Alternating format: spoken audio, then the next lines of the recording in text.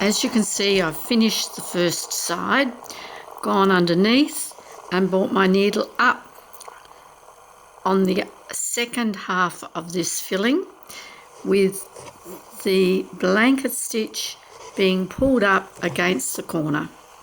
Once again, it's the same process. I have had to actually put that third picot in. There's 3, there's 9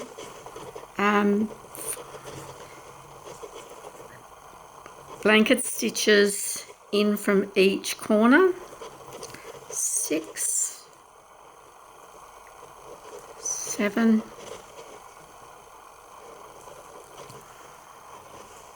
8, and I've pulled it down firm against the corner. There's my 9th one. Once again, the point of my needle into the last loop of that blanket stitch, and we do 3 of these. And as you can see, it's 1 back into that same loop, that last loop of the blanket stitches across the bar. That's 2, 3. Now I'm taking the needle, nothing different to what I did before, all the same technique, into the base and just pulling the thread gently up to close it off. However, the next blanket stitch is really good because it does get that picot to pop. And then it's on to the next 8 to get to the center, and remembering with the blanket stitch, the center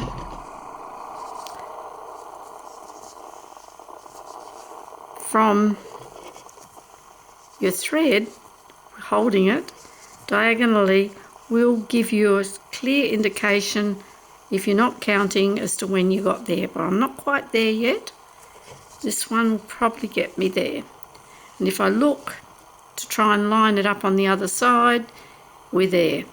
So once again, needle into the loop of the blankets, that last blanket stitch, and 3 blanket stitches into that base. This is the easiest picot to make. The one in your workbook from Margaret's, I have found, is the most difficult, and you really do need good tension for that. And there is another technique, once again, I'll show you that another time, when you've got your tension together. And that's really important, simply because it will then show you the different ways in which you can do picots. Now, this one is the one that will make that picot pop and jump out, and that's what you're looking for. So that's 2, 3, 4, and we take this right through to match the one on the other side. Now you don't have to do 3 on that bar. You can leave it at 1 right in the center. That's your choice, but I'm just showing you the 3, so this becomes a bit of a variation of what is identified in your notes.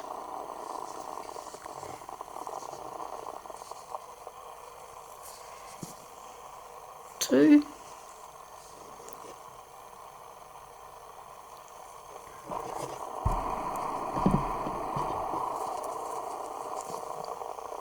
3, and then through the base.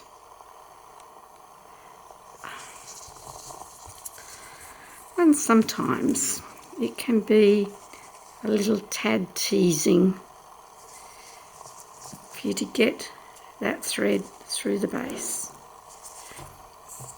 Remember that sometimes also you need to let the twists go out of your thread so that it helps to lie flat on your work.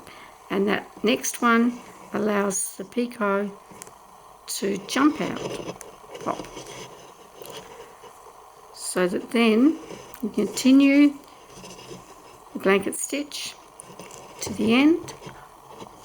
And on this occasion my bar is on the top, so we'll, oops, I missed the loop.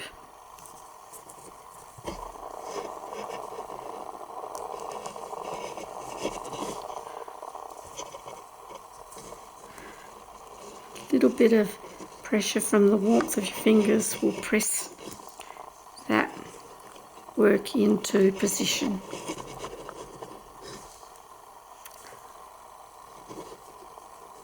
And one more.